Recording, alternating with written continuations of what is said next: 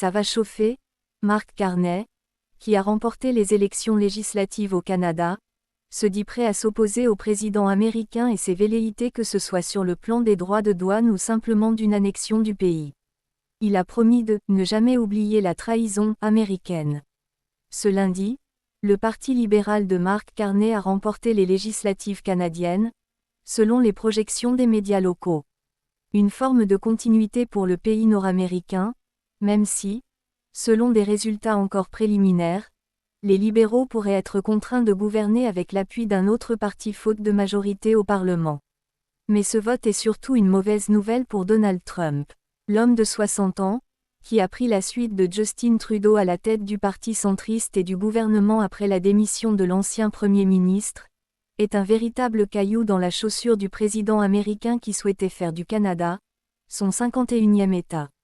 Un profil atypique déterminé à s'opposer à son belliqueux voisin. Un économiste ennuyeux, mais rassurant, face à Trump. Gouverneur de la Banque centrale canadienne lors de la crise de 2008, Mark Carney est aussi le premier non-britannique à avoir dirigé la Banque d'Angleterre de 2013 à 2020.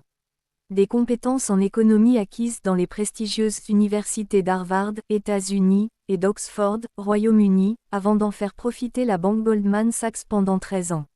Un économiste solide donc, mais un novice en politique.